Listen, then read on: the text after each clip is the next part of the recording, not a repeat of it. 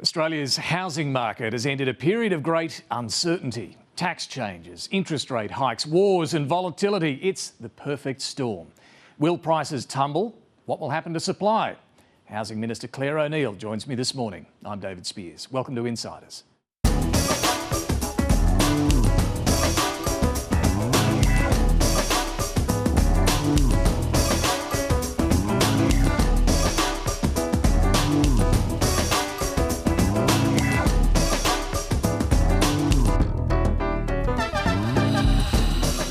Liars, socialists, economic vandals. Angus Taylor's been throwing plenty of accusations at the government and some unparliamentary language too. Nearly 3 weeks on from the budget, the criticism from investors and business groups hasn't let up either. But the Prime Minister and Treasurer are pressing on. The changes to negative gearing and capital gains tax have been introduced to Parliament. The government wants these laws passed before the winter break. But a second bill, which could include a capital gains tax carve-out for startups and more generous thresholds for small business, isn't being rushed. Consultations are continuing, with a Treasury discussion paper expected in coming weeks. The final details, it's understood, may not be settled until the second half of the year. Back in Parliament after a bruising post-budget week. The Albanese government tries to lock in its controversial tax hikes to capital gains. Why did the Albanese Labor government lie to Australians about plans to tax them more? Our changes are pro-aspiration and they are pro-supply. The government continues talks with businesses on potential carve-outs. It's obviously very clean if it's only for housing. This is all stick and no carrot, and that's the problem. It doesn't make a lot of sense to replace one big distortion with another big distortion. We want to make sure that it doesn't disincentivise both international investment in our major projects, but also exploration by our small miners. I mean, he's basically in charge of a petro state in WA. So people shouldn't expect big changes, but we will engage in good faith. We're engaging in good faith. We'll engage in good faith. We'll engage in good faith. But you, we'll engage in you good would have faith. a view by now about whether that's we will engage in good faith. He is a chronic liar. Battle lines have been drawn with this budget. Their budget is falling apart like a wet woolies bag in a rainstorm.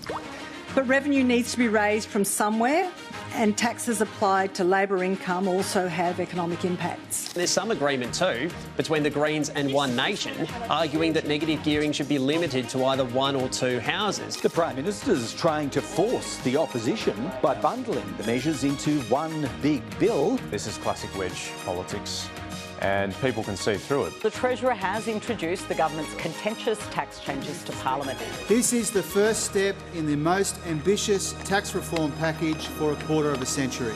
I intend to treat any accusations of lying as out of order. We're just going to improve standards today. This Parliament has not been its best this week. They voted against the income tax cuts when we introduced them in the last budget. There was an interjection made which was way beyond unparliamentary at the start of that answer. With Angus Taylor calling Anthony Albanese a, quote, arrogant prick. Angus, you little potty mouth.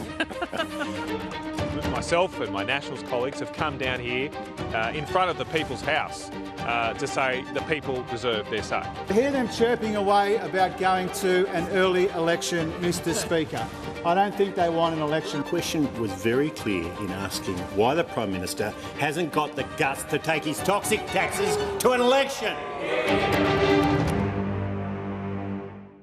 Well, we are joined this morning by host of the ABC's Politics Now podcast and afternoon briefing, Patricia Karvelas, the Australian Financial Review's economics editor, John Kehoe, and federal political correspondent at The Age and Sydney Morning Herald, Natassia Chrysanthos. Very good morning to all of you. PK, we're nearly 3 weeks on from the budget. How do you think things have gone over the past week? Has the pressure been easing on the government or getting worse? I think it's accelerating. I don't think it's easing. Although there's a contradiction in what I'm about to say. At the same time, I think the government's firmed up on its position and has kind of doubled down. So pressure's going up, more and more business groups coming out and raising concerns. They've gone harder, haven't they? They have gone absolutely harder. You know, we had the BCA, for instance, this week saying that even the compromise that COSBOA, which is the small business lobby, is putting forward, which we can get to, so basically changing the definition of the threshold for the exemptions for the carve-out, so more small businesses can be exempt from the new capital gains tax changes, that essentially we're seeing these business groups up the pressure. However, I think really interestingly, Labor feels to me this week more sure of their policy change, which is controversial. So a bit of a contradiction there. Pressure higher, but Labor actually doubling down, staring down the pressure. And I thought the Prime Minister's interview with me this week was really instructive, that he plans to fight this and fight this hard. Yeah, don't expect big changes, was his line. John, we saw in the piece there the Treasury Secretary, the head of the Treasury Department, come out and explain what was happening in this budget and defend the changes on capital gains tax in particular, saying this won't deter investment. Did what Jenny Wilkinson had to say help or hurt? Well, this is a traditional post-budget speech that the Treasury Secretary always gives, and she really did dig in and give a staunch defence of the budget. And she made the case that to make the budget more sustainable over the coming years, we're going to need spending restraint on things like the NDIS, but also tax increases, and to pay for the higher spending on the care economy, defence in a more volatile geopolitical world, and to take the future debt burden away from future generations as well. What did she say? The revenue has to come from somewhere. Revenue has to come from somewhere. Someone's got to pay for it, and the government and Treasury is making the argument you can't just put it on wage-earning workers.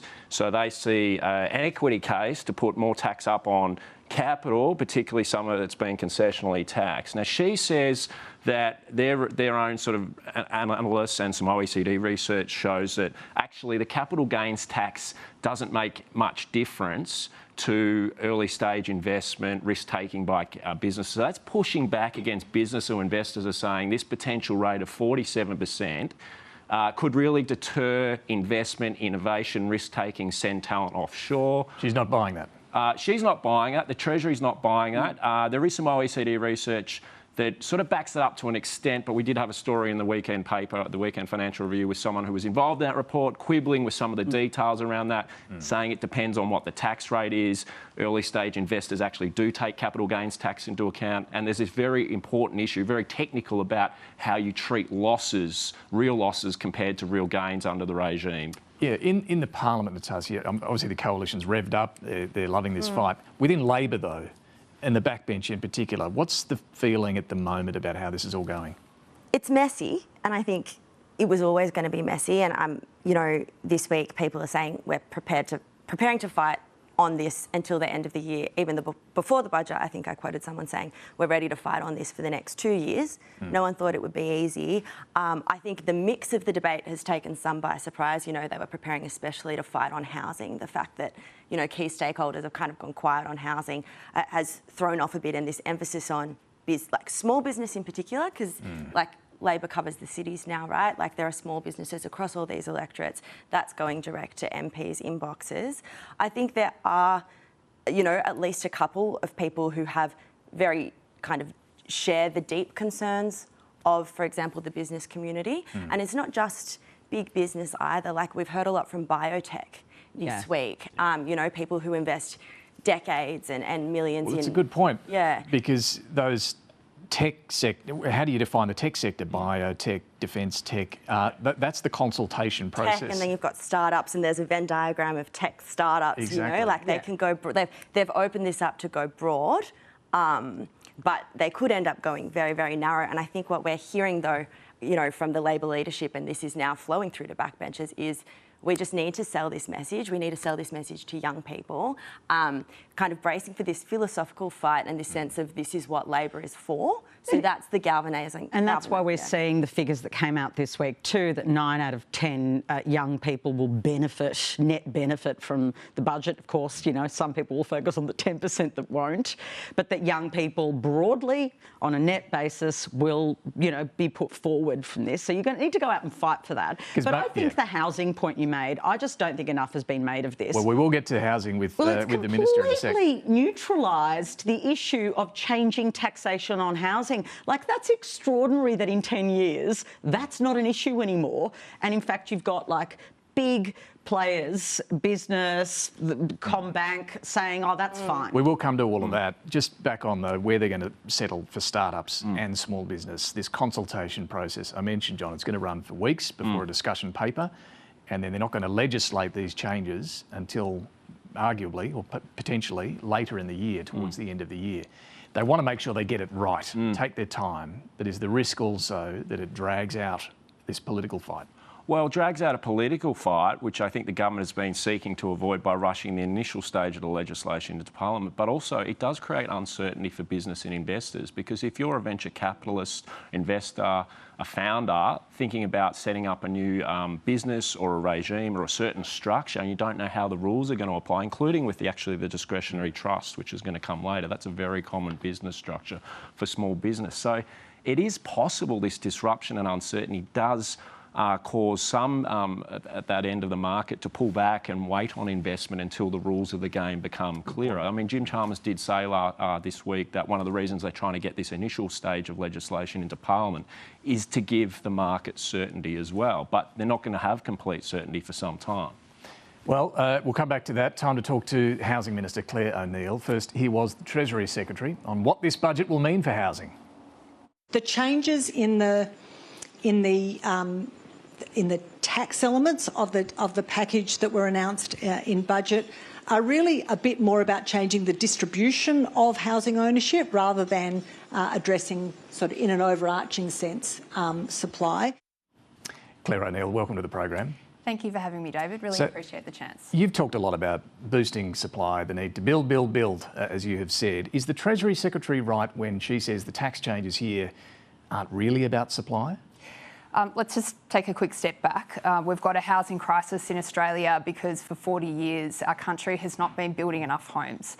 So if you're at home and you're trying to understand why home ownership rates are in decline for young people, why rents are going up and why we're seeing an increasing number of Australians who are without a roof over their head, this comes back to a basic problem that for 40 years we haven't been building enough homes. To get out of it, we need to build.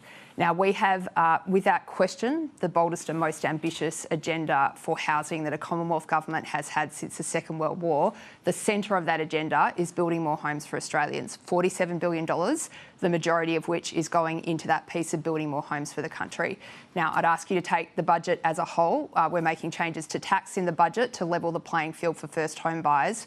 We are also building more homes through the budget through a $2 billion additional investment in last mile infrastructure that will build an additional 65,000 homes. Yes, so for those who may not have read the budget papers, the tax changes will have a negative impact on supply. What you mentioned there, the $2 billion infrastructure spend will make up for that, or more than make up for that.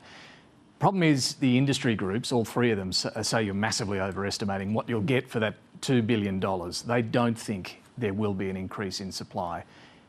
Can you guarantee we won't see completion rates for housing fall as a result of this? Well, there's a lot that goes into completion rates for housing, as you know, David, but what I can absolutely tell you is that we are building more homes through our policies. I mean, Treasury's looked at the entire $47 billion package and said that the home building aspect will build about 420,000 new homes over the decade, and we're dead serious about this. But I would say to you, resolving the housing challenges facing the country starts with supply. It doesn't end with supply. And I don't think there's a single person watching right now who thinks that it doesn't matter who owns that housing. Sure. We've got home ownership rates in free fall in our country. For a low-income young couple in this country, they are half as likely to own their own home as they were in the year that I was born. And I'll say to you, this is not just about the housing market. This is about the sort of country that we want to be. Do we want to be a country where ordinary people can aspire to their own home? Our government believes that we do want to be that, and that's what we're focused on. I understand that,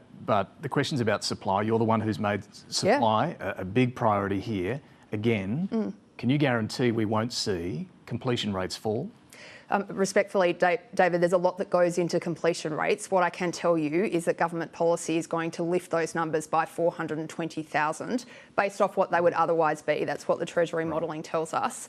We want to build more homes as a country. That's a big challenge for us, but it's not the only thing we're doing about housing. Remember, 260,000 Australians in their first home, more than 1 million households around the country getting a 50% increase to Commonwealth rent assistance, and that big focus on home building. But if I just step back, just one quick thing, I just really want to just contextualise this. Remember, we've got an opposition in the parliament that for 9 years couldn't be bothered for that most of that time having a housing minister that has no housing agenda. Okay. So I think we've got a really big, bold, ambitious plan here, and we're making it work. I understand the political points about the other side, but just one more on supply. You're raising a lot of revenue with the changes to negative gearing, capital gains tax. The community housing sector says you should be spending all of that on social and affordable housing. You could build more than 70,000 more homes over the decade if you did that. Why won't you?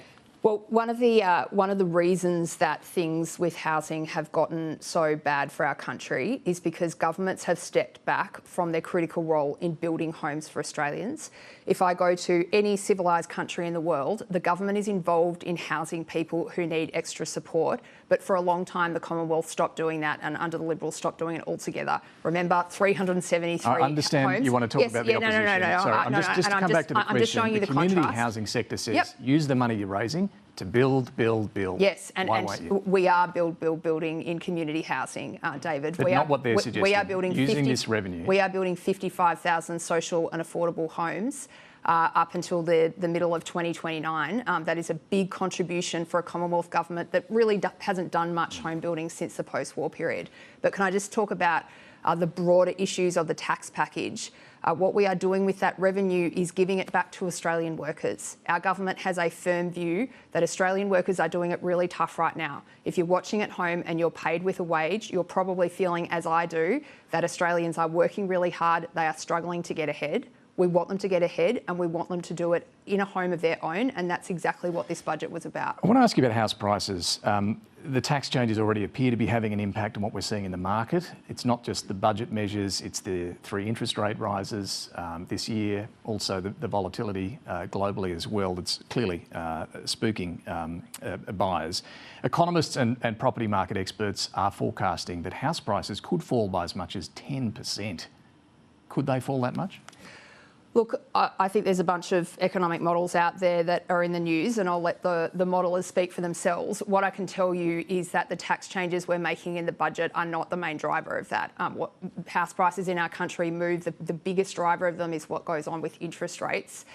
Treasury has modelled the impact of our tax changes on house prices. There is a mild affordability impact.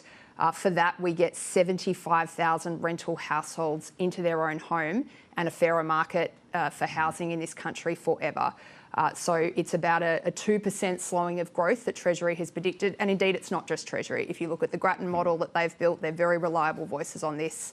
Their estimate's the same with the Commonwealth Bank of Australia. But when you put on top of that what's happening with interest rates in particular, do you think prices will actually fall? Look, again, I don't get into a speculation about what happens with property prices in this country. What I can tell you is that our government is fiercely committed to building more homes and getting more first-home buyers. I'm sure you'd accept there's a chance that prices will fall. Are you worried at all for the young buyers that you've helped into the market with their first home under the 5% mortgage deposit scheme? Government picks up the 15% remainder of that deposit. They could end up in negative equity, owing more than they own. Does that worry you? Our government is incredibly proud of this program. We've now got 260,000 Australians into their own home with the support and backing of an Albanese government that saw their aspiration and helped them realise it. And I don't care what your politics is, that is a massive number of people to have supported. I guess the question is, if prices fall though, is that scheme a problem? So this is a really robust scheme.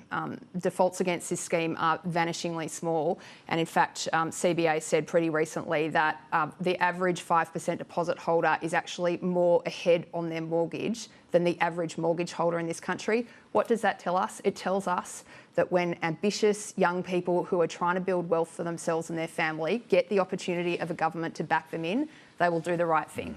On rents, you mentioned rents. About a third of Australians, or nearly a third of Australians, rent. Some might be able to buy if prices do come off or ease, but a lot won't. And these changes to negative gearing in particular, according to the budget, will see rents go up a little. What do you say to renters? Well, the overall effect of the budget is actually to put downward pressure on rents. So the model that you're talking about models only the tax change impact. But this is all about renters. This is all about making sure that more renters in our country get that fantastic opportunity to own their own home. So what's going to put the downward pressure on rents? Additional supply. So the fundamentals of how much rents are in this country is basically how many homes do we have and how many people need a home. So it all rests on that. When we build more homes, okay, we're able to see rents go down. But could I just say, there's a lot of people in this debate who are saying that they're speaking for renters. Could I ask Australians to focus on organisations that have got decades of experience in advocating for renters? Organisations like ACOS, like Better Renters, like National Shelter, all of them are backing in the changes we're making because they see how much renters around this country have been punished by what's gone on in housing in the last 40 years, and they want to see it resolved as our government does. Some of those groups you mentioned don't like the fact that you're grandfathering negative gearing for existing investors, nor do the Greens. You're going to need the Greens to get this through the Parliament. They want you to drop that. More than 1 million investors will be able to keep negative gearing. I understand the political reason for the grandfathering. What's the policy reason? Look, there's people in the debate who want to see the government go further. I really understand that, but I just think we need to step back. Negative gearing is a very immediate impact on a household and family budget, and it's not something that governments, when they're making tax changes, should do to interrupt people's immediate arrangements. But we also don't want to create significant disruptions in the housing market. These are big and important changes that will create a fairer housing market into the foreseeable future. We're doing this in a way that really strikes that right balance, a big change, but done in a way that's going to assist first home buyers. So just to be clear, the policy reason is what? The policy reason is that governments shouldn't make dramatic tax changes to systems and affect people's day-to-day management of their household budgets. You are changing the capital gains tax. Yes, but that's it well into the future for most people. And also, David, remember that people who have made a capital gain get to bank that capital gain that they've made. So that applies from capital gains 2028 onwards. But can I just talk again about the disruption? You opened your show talking about changes in the housing market. This is a really big and important part of our economy. We're a sensible reformist government that's getting the balance right. So if you didn't do the grandfathering, there'd be a much bigger disruption in the property market. We'd be changing the immediate tax arrangements for a very large group of people. Look, the opposition says part of the answer when it comes to housing is tying migration levels to housing completions. And I want to show you the figures, you know them well. Net overseas migration went up after COVID. It has come down. Housing completions, the total dwelling completions, has remained relatively flat during your period in government. Do you accept part of the problem is too much migration? Well, just to the proposal that the Liberals have put forward, this is one from the old Peter Dutton era. I have watched many a Liberal fall apart in interviews trying to explain how this would work. I mean, remember that the net overseas migration figures include Australian citizens returning from overseas, so I don't know if Angus Taylor's planning to stand on the border and shut the gates at a certain point. Yes, but let me just say, migration's a piece of the puzzle here. It's not the only or dominant thing that's driving our housing issues as a country, but that's why we're bringing migration down and bringing our home building numbers up. We've brought migration down by 45% already from the post-COVID peak, and those numbers are projected to come down further. If I just come quickly to the housing completions that you just showed me there, I want to talk to you about commencements. That's sod turns, houses coming out of the ground. When we arrived in government, commencements were going down by 29% in 1 year. In the last year, they went up 26%. Now, we've still got a long way to go on home building, but we're making a heap of really good progress and we need to keep pushing. Look, on the budget, there's a lot of criticism that you haven't just kept these tax changes to property, that they've gone across all investment classes, the capital gains tax changes. What is the problem the government's trying to fix by making these changes across the board? Yeah, it's a good question. So, just stepping back for a sec, the 1999 changes that John Howard and Peter Costello made were a huge mistake for the country. They created effectively a shorthand for how the capital gains tax exemption would be calculated. They said at the time that this was about getting more Australians to invest in the share market. What they actually did unwittingly was make residential property the most lucrative, low-risk investment in this country. And what happened? Investors flooded out of shares and went into property, and that's brought us to where we are today.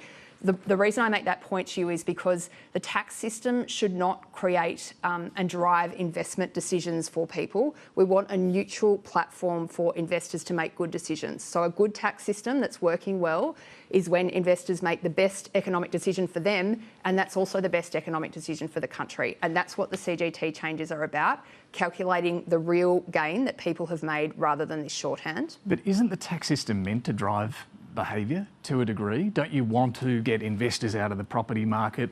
Wouldn't it be better to keep some sort of attraction for them to invest elsewhere? Well, let me just come back to a few basics on the CGT changes. Remember, we're not scrapping the capital gains tax discount. We're changing the way it's calculated so it's neutral across asset classes. That's a good thing for the economy. But remember, David, just listening to your discussion before, small businesses have got 4 very significant concessions in terms of how they pay capital gains tax, which means that the vast majority of small businesses in this country either pay a very reduced capital gain or no capital gain. And just one final thing, of course, we're making that right consultation that we should do with small businesses around the country, and the Prime Minister and the Treasurer. Yeah, and part of that is whether the definition of small business should be more than a $2 million turnover. Do you think it should be? Look, I think there's a range of things that are on the table in those conversations, and I won't speak about them in detail. What do you think, though? They're being led by the Prime Minister and the Treasurer. Look, I don't want to express a view about the specifics of it, but can I just say something really quick? I grew up in a small business household. Both of my parents actually ran their own small business, and so my childhood was the blood, sweat and tears of watching my parents create something out of nothing. I could not be more respectful of the work that small businesses around this country do for us. But I really want them to understand that I think a lot of the commentary about what's going on with CGT is completely out of proportion with what's actually happening here. The government's, we need to keep reminding people we're still having a capital gains tax discount. Small businesses' concessions will all remain, and we're in that consultation. But this consultation could take some time. Are you relaxed about this running through the course of much of this year, or would you rather get this settled quickly? Look, the government wants to get the right outcome here, and we're not going to be driven by the politics of the moment. It's really important that we reach, the right landing point for this. And I think I've spoken in previous interviews this week about some of the issues we see, for example, where businesses start with a cost base of 0. The new model of CGT calculation isn't perfect for that kind of model of the economics of a small business that starts with no cost base and grows really quickly. Look, we'll work through this and we'll get to the right landing point. And I hope Australians see, they've got a government in Canberra that's sensible, that's considered, that thinks things through properly, and is making some big moves for a country that needs some hard decisions to be made. But to John's point earlier, is there a risk that the longer you take to settle what the landing point will be for those startups and for small business, who's going to invest? Are you going to lose the venture capital investment in Australia if no one knows what the rules are for months and months and months? Well, those people are right in the conversation with the government, as you know, and indeed Jim Chalmers was consulting with our startup and venture capital sector before the budget papers were released. But they don't know what the land is. Yeah, sure, of course. And of course we need to land this, and we'll do that in the appropriate time, given, the need for certainty in the economy. When's the appropriate time? So all I'm just saying to you is that this is not a political timeline. It is a policy timeline. No, I'm asking about an investment timeline here. Yeah. If this is going to spook investors, if they're going to look elsewhere because they don't know what the tax rules are in Australia until later this year. Is that a problem? Sure. Look, it's important that this gets resolved speedily, and that's what the government's working towards. Speedily? What so speedily is? Well, I'm not going to put a timeline exactly on it, David. I'll just make the point to you again. This is a significant and very necessary tax change for our country. We've got some really big challenges that we're facing here in Australia: an ageing population, serious productivity problems, and a generation of young people who no longer think they'll be able to own their own home. Okay. We're tackling those changes, and we're doing it the right way. But on this, you'd like them dealt with speedily. You accept there's a risk if it drags too long. Well, I wouldn't use that language. I think the government has announced a big change. I think the government's announced a big change. It's really important for us to work through that really carefully with the sector. That was always the intention. Of course it was. If we're making a significant change to the tax system, any government worth their salt is going to properly consult, and that's what we're doing. All right, Clare O'Neil, thanks so much for joining us. Great, thanks, David. Well, coming up, power prices fall for the first time in years, thanks to the rollout of batteries. Have we now turned the corner? First, let's get back to our panel, and we're joined once more by Patricia Karvelas from the ABC, John Kehoe from the Australian Financial Review, and Natassia Chrysanthos from the Sydney Morning Herald and The Age. So, PK, just to pick up where we left there, that language around what we were discussing before the interview on the startups, the consultations with small business, speedily, but we've got to get it right. I think John's point that he raised earlier is a good one. If this does risk spooking investors, the government will need to be wary of that, won't they? Of course they have to be, and it's already having an impact on investment. I mean, we all have spoken to people who are just kind of holding off, trying to work out what decisions to make, and that has a material impact on the people's behaviour in an economy. Yeah. And an economy that's softening, that's a big deal. Now, I think some of the language Clare O'Neil used was really strong there, saying it's not going to be driven by the politics of the moment. What does that mean? Well, they're not going to just get spooked and jump. Give Angus Taylor a win. Yeah, no. They're just going to try and get the policy right. That's obviously very important, but her also conceding it has to be done speedily is, I think, quite meaningful, because I think that's true. You can do something well and fast, I think, and they do need to do it both well and fast. Fast is important. It cannot take all year, in my view, because of the implications for decision making. And the worst thing they can do is firstly deal with headlines of, investment going offshore. That is a disaster for this government. And actually it even happening, not just threatening, is of course worse. But this is the whole problem, is they've done the whole thing back to the front. They should have been having these conversations and some sort of tax paper before they announced the final policy and baked the revenue numbers into the budget. That's how governments in the past, whether it was Hawke and Keating, Howard and Costello, did it. You actually go out there and consult with a general framework that you're going to go with, and you don't put the revenue numbers into the budget. You actually get the details right, and then you finalise the policy. They're doing it back to front, and that's why they're having a lot of problems with the design of it, but also the politics of it. People feel ambushed because most people out there thought it was just going to be a housing taxing. I think people like us who follow it closely realise the CGT changes were probably going to apply to a broader asset class, but most of the public out there did a lot of business owners taken by surprise. On housing, let's just talk about housing and what we heard from the Minister there. A lot of confidence that supply will improve. There are some doubts in all of the industry sectors are doubting that. Yeah.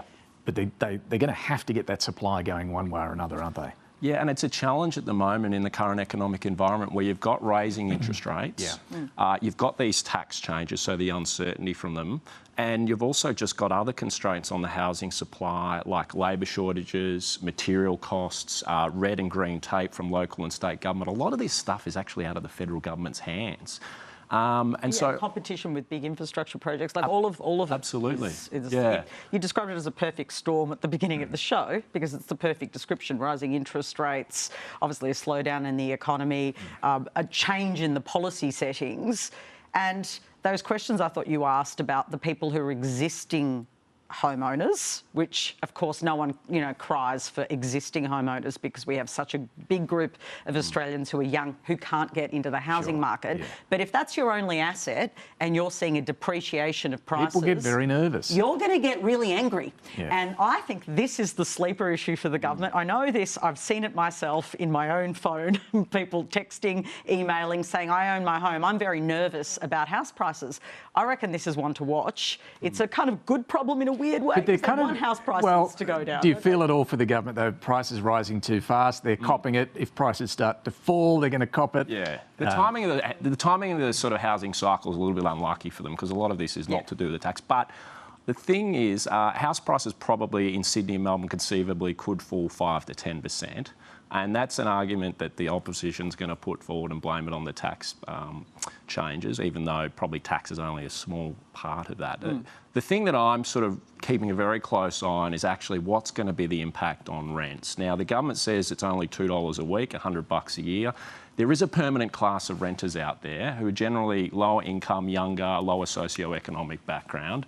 And so we do need to see what the impact on rents is. I mean, there is... Well, it comes back to supply. They've got to get the supply into the market, and there's all those constraints. Now, the industry's out there with modelling saying it's going to jack up rents by, 5 or 10%. Maybe that's exaggerated potentially, but there is some other credible economists out there like Peter Downs, ex-Treasury official, who he is actually genuinely worried about the low socio-economic class paying higher rents as a result of these changes. We just have to wait and see. It's a bit of an experiment. We don't know how it's going to play out. Yeah. I think that's an important point, though, about the implications implications on rents. Remember, they're also Labor's people, so they're going to need to step in there too. And I think that the implications, the unintended consequences, are the thing we're now grappling with. Again, I made this point before, but I think, Natassia, like, it's huge, isn't it, how much this issue of property tax changes, which was so contentious, has been settled in a weird way by Labor's overreach.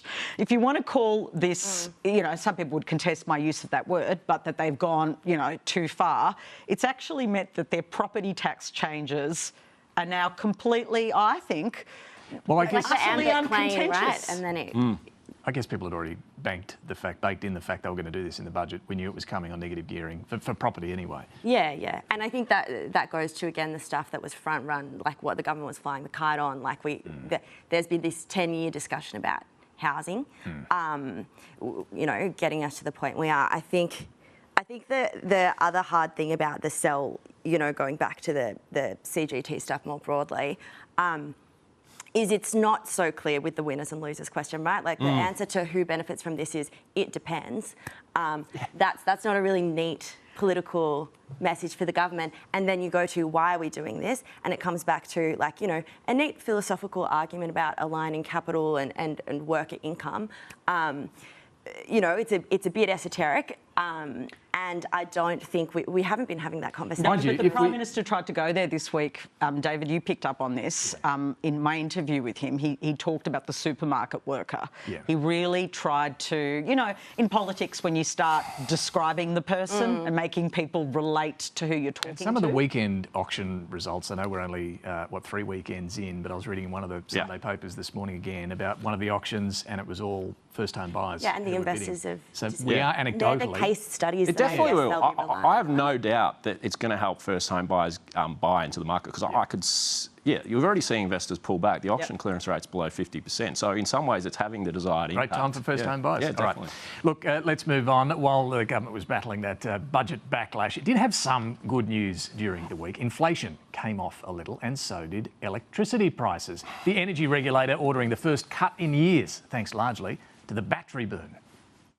Relief is in sight for millions of Australian households and businesses.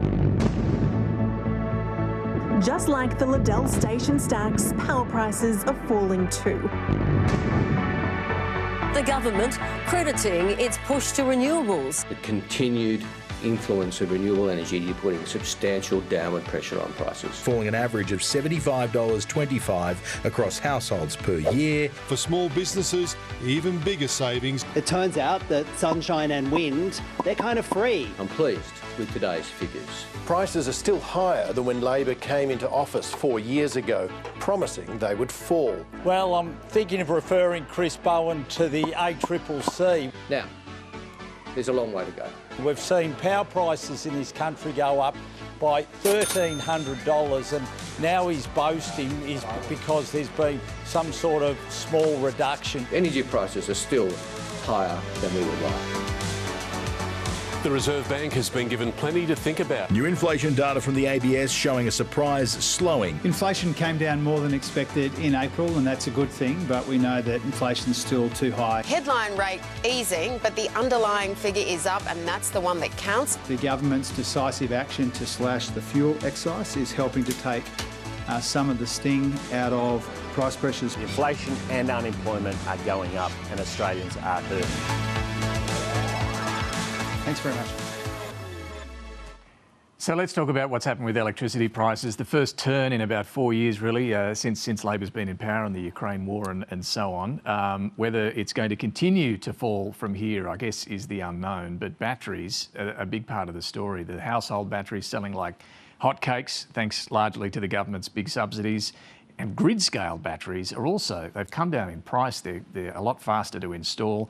We now have in Australia we're the third highest number of grid scale batteries after the US and China, which is remarkable for our size. So I guess that's the question. Will we continue to see this fall in household prices as a result of this? It seems, you know, we've had renewables just past 50% of the grid for the first time in the December quarter. You know, weather's been good, huge battery uptake. We've got, you know, this really positive sign for the government. I guess, you know, is this a sweet spot now, and do things get a bit more difficult with continuing volatility, Middle East, energy market, energy consumption is always rising. You know, we've got data computing, all of that stuff is putting more pressure on the grid over time. You know, the batteries, there's been a huge uptake in batteries, but at the same time, there's that kind of flagging solar and wind investment. And so I guess it's a positive sign, but it's not a cause for kind of whip out the balloons. And the government's careful about doing what they did in 2022 and saying prices are going to fall by $275, but it would be feeling quietly hopeful, wouldn't it? Yeah, I mean, the default market offer in those eastern states has fallen by 5 to 10%. So that's at least a temporary reprieve after the very high rising prices for several years. But some years they were going up like 30%. Yeah, but I mean, there's a couple of caveats around that, I would say. Yes, more batteries and households seem to be benefiting from that, but also taxpayers have been paying for that as well. Huge amount. The subsidy for those home batteries has gone from an estimated cost of $2 billion to as much as $11 billion. The government's trying to rein that back to $7 billion. So someone's paying somewhere in the system. It's either households or taxpayers. And the other thing I'd just point out is that we've still got a very big, expensive, challenging rebuild of the energy grid. No matter which technology we use in the future, as coal-fired power, they want to wind that down. And they want more renewables into the system, perhaps a bit of gas backing it up. My sense is probably this is more of a temporary reprieve than anything permanent. Because we're still going to have those big capital costs. That'll be passed on ultimately. To continue. I think it's way too early to call it a day on any of this, seriously. Although I think that was a useful story. I think, you know, the government had also inflation come in a bit, you know, lower. I mean, I think we're seeing... That's got a way to go too. But... Oh, totally. But I think these are a couple of moments where they could just say, hey, you know, wait, it's going to be okay. And I think that's what they need at the moment, because we're at a very difficult time and they need just some of those stories that make people feel like there's some hope. If the battery rollout continues to gather pace, as it certainly has been over the last 2 years, and we do see that cost shift across the day and everyone's price continue to come off, where does the coalition still wants to scrap net zero target? It wants to go back to more fossil fuel use. It wants to end subsidies for all the batteries and so on. Does that case become a little harder to make? Well, it's interesting, isn't it? Because, I mean, they're under a lot of pressure from One Nation to back coal-fired power. Pauline Hanson said again this morning she wants more coal-fired power stations. I think the coalition wants to have a technology agnostic policy, including nuclear, not necessarily taxpayer funded. But yeah, I think in those inner city Teal seats, that this may be more of a challenging message for the coalition. Probably in the outer regional, outer suburban areas, they might gain a bit more traction. Speaking of that battle between the coalition and One Nation on the right, Tony Abbott has returned as the Liberal Party president, so the head of the organisation or administrative wing of the party. He became the president on Friday. He gave a speech to the Liberals Federal Council, a rev-up, a stirring speech where he detailed what he thought was wrong with Australia under Anthony Albanese. Underneath it all, there is a kind of spiritual malaise. We don't believe in ourselves anymore. And the current government is utterly incapable of addressing any of these problems. Natassia, Tony Abbott was a very effective campaigner back in 2013, the last one to take them from opposition into government. Is he the answer to the existential crisis the Liberals are now in? I think this really kind of reflects the existential crisis they're in that their task right now, and no one's being shy about this, their task right now is to consolidate their base and their more conservative base. And the fact that, you know, that's where we're looking at Tony Abbott shows that that is the thing that's in front of them right now. You know, some people, particularly on the moderate side, a bit nervous about that. Others on the Conservative side quite excited about it. I think probably there is this overarching pragmatism of this is our problem. You know, him and Abbott and Angus Taylor, sorry, they sing from the same hymn sheet. It is aligned. Let's go forward with it for now. I think where we then, you know, run into questions about solving that existential problem in the future is, and this was picked up on kind of quite heavily at the federal conference yesterday, the Liberals have a huge problem with membership. Abbott said it. He said our membership's only about 50,000 when it should be about 200,000. Andrew Hurst, the outgoing campaign director, said it. He said specifically 10% of our members are kind of 16 to 30, and in the under 45 age group, they are overwhelmingly male. And we need a party membership that reflects the community. Too many old white men. Yeah, and not enough young people, not enough women. How Tony Abbott can kind of speak to that problem in the long run to truly turn things around. Well, he can't. I mean, I just got a text message from a moderate who, wanted me to share, turning to the problem to solve the problem.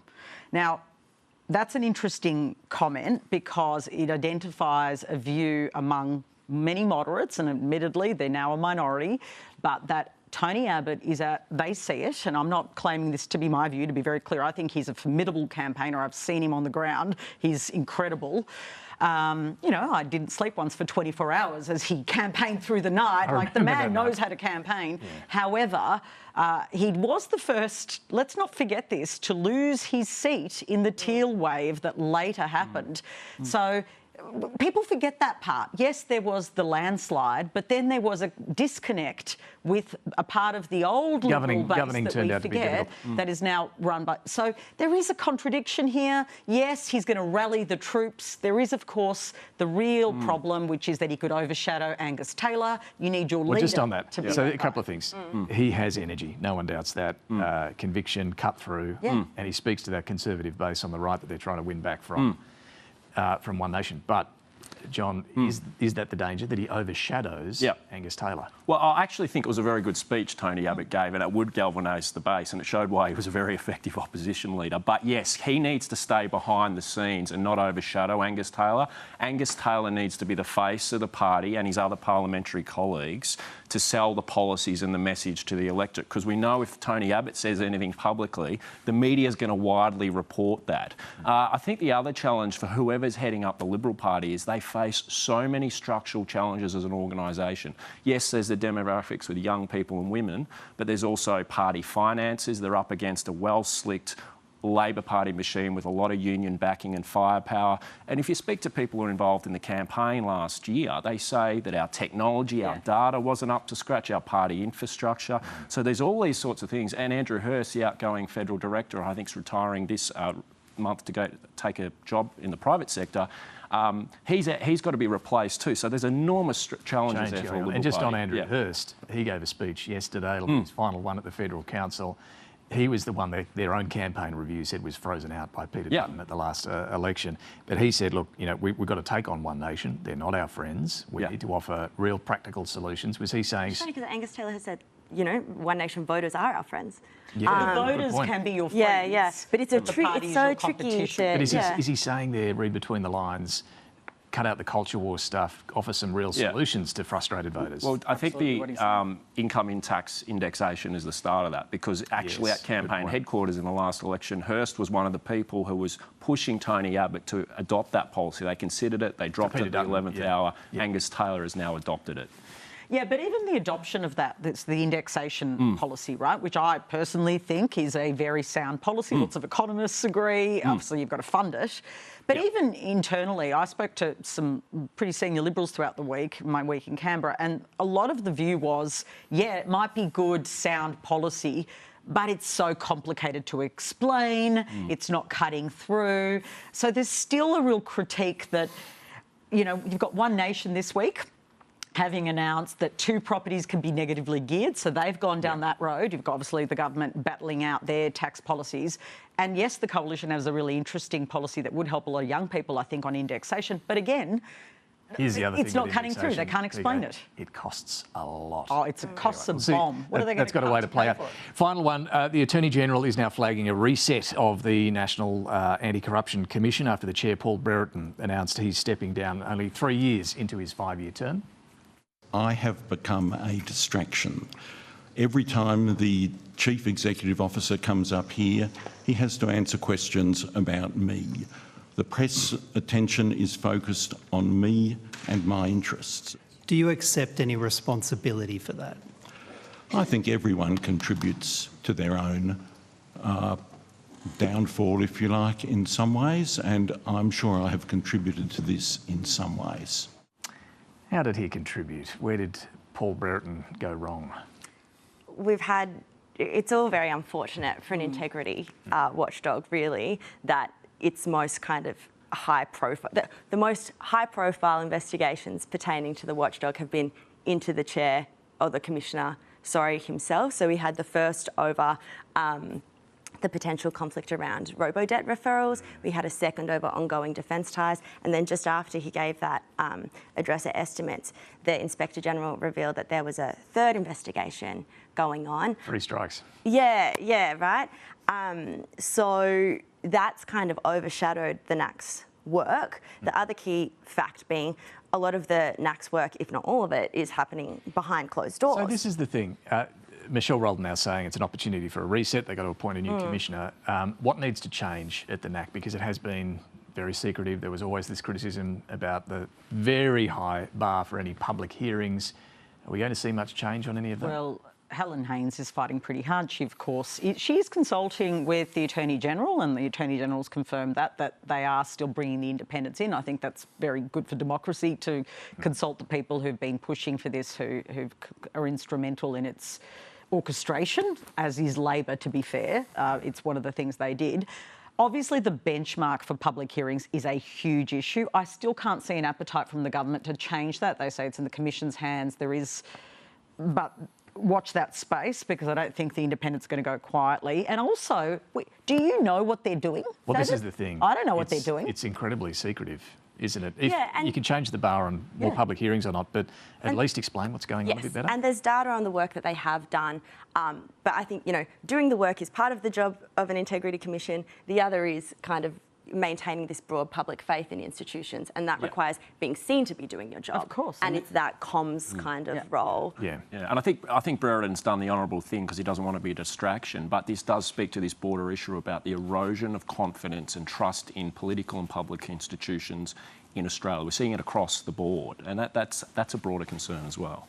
Yeah, no, I think it's a good point. And the time frame here, we don't really know how long this might take for a new appointment or a reset. I think there is a review, isn't there? So this could... There's a bit of debate about how that should happen as well, right? Like who has oversight over the appointment and whatnot. But again, I think it's probably in everyone's interest to get it moving, do that reset, and given the kind of vacuum in public understanding, hopefully it's not too hard. Let's see. All right, our panel, Natassia Chrysanthos, John Kehoe and Patricia Karvelas, back shortly with some final observations. Time now for Mike Bowers and Talking Pictures.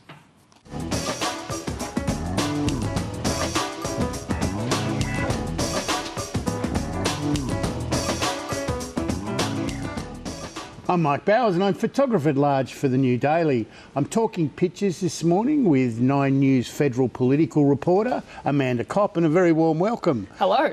It's been over 2 weeks since the budget, but the arguments over whether tax reforms are on the money are still raging. They sure are, and we've got this one here from Johannes Leek. It's really a pitchfork in the road for this budget. It really is. It's all just part and parcel of the usual healthy consultation process. Is it though? I don't know. I mean, look, you've got all the start-up small businesses.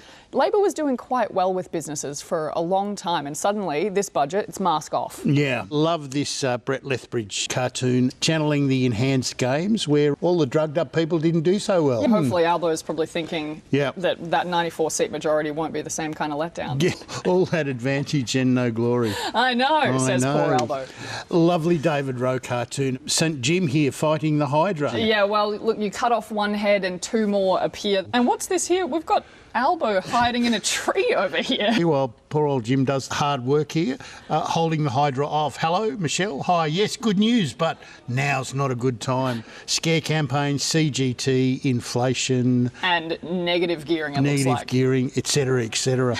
Dealing with a lot. Fiona Katauskas has drawn the long and winding road. If you can get past the mountain of memes, over the veil of tears and through the Terra Australis, you just might make it. People, they call for reform, and then as soon as someone tries to take this long journey, suddenly no one wants it anymore. Amanda, the rumours the Teals might be formally banding together, but not everyone seems to be coming to the party. Kathy Wilcox has picked up on this beautifully with the coming soon to a ballot paper near you. I think that my favourite has got to be the wacky billionaires. Why are there so many of them? Lovely Warren. They're not a party, they're just party adjacent. Yeah, it just so happened that they're all wearing exactly the same colour. Teal wearing people who are truly, really independent and just happen to gather here quite by chance. I know, let's form a political party. What a great idea. I never thought of that. Lovely Peter Brolman has got Angus in there for the eye test. Which is clearer, A or B? And we've got here the Teal and One Nation. Yeah. Teal and orange now rather than red and blue. Poor old Mr Voter. It's all just a blur. I only wear glasses for reading the polls. Harry Bruce has picked up on party time. He's got the cocktail party. The Bush Doof. And the wake here for the Liberal Party. Who's this in the coffin? I reckon that's probably Tony Abbott about to be resurrected. It's alive. One of the more bizarre events this week was the Nationals called a press conference out the front of Parliament. They were calling for an immediate election because of the broken promises, but it struck me as ironic that none of them would be there on the current polling. Yeah, they'd all just get booted out. Maybe they're calling for early retirement. They've all had enough. Amanda, it's Reconciliation Week. Indigenous leader Travis Lovett completed a 900-kilometre walk to Canberra. This was quite a beautiful moment. It's very rare for the Prime Minister to actually show up, so I thought that was a real mark of respect. Yeah, there's an illumination on the front of Parliament by a Walmajari artist from Rubibi Broome called John Prince Sidon. It's a gorgeous piece. It's a really beautiful illumination. It's been a great pleasure unpicking events this week. I'll let you do the honours. Back to you, Spearsy. Thank you, Amanda. Thank you, Mike. Time for some final observations. Quick one from me. About 4 years ago, the Solomon Islands signed that security pact with China, sent Australia into a mild panic. At the time, it was during an election campaign. On Wednesday, the new Solomon Islands Prime Minister, only a couple of weeks into the job, will be in Canberra. Matthew Whale, he was opposition leader at the time back then, far more hawkish on China. The Australian government will make a big deal about his visit. There will be talk about enhanced relationships, security cooperation and so on. So one to watch as that relationship evolves. Natassia. For a government that is making its big political pitch on intergenerational equality and helping young people get ahead, glaring omission, the absence of any kind of action on the Jobs Ready Graduate Scheme, which is the coalition scheme that increased the cost of arts degrees. They're now at $50,000. The government's own review 3 years ago almost said that this was saddling students with and young people with untenable levels of debt, particularly women, particularly Indigenous students. It's a rare issue which everyone agrees on. The coalition agrees it needs to be reviewed. Labor's admitted it's failed. The whole sector's on board. Latest indication we got this week was that it'd still be another 18 months away. 18 months. All right. Good one to raise. John.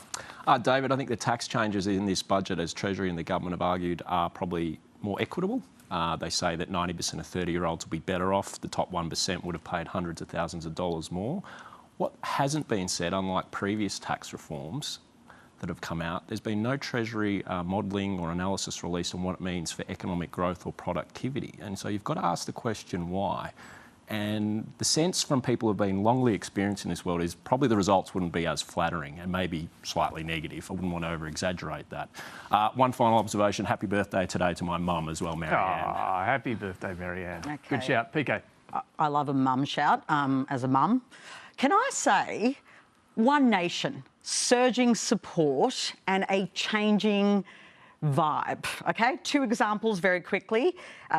David Farley, who won, of course, Farah, says he will display the Aboriginal and Torres Strait Islander flags in his office. Now, you might know One Nation's not a big fan of those flags. Pauline Hanson was asked this morning. She said she won't be doing it, but that's his choice, not rebuking him. And then there's a dude in the South Australian Parliament who has been elected for One Nation, who stood up in his maiden speech, gave a tearful speech about his Muslim gay partner that he loves. Again, Pauline Hanson asked, not rebuking him for any of that, just talking about radical Islam. Why would those two things happen? Because One Nation is changing, because it's becoming a surging party, and you're seeing the kind of people that find it appealing change as well. I think it's fascinating for a party that's meant to be on the far right. Dare I say it, a broader church in I just One think Nation. it's so interesting. Thank you all very much for joining us this morning. Finally, Angus Taylor keeps saying he wants more drilling,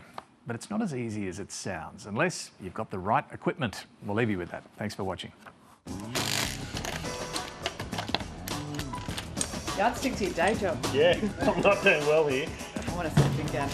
Oh, I see. Oh, that's good. Oh, That's Angus needs to go with that one. Yeah. Oh, wow. You're making us all feel very excited about being here.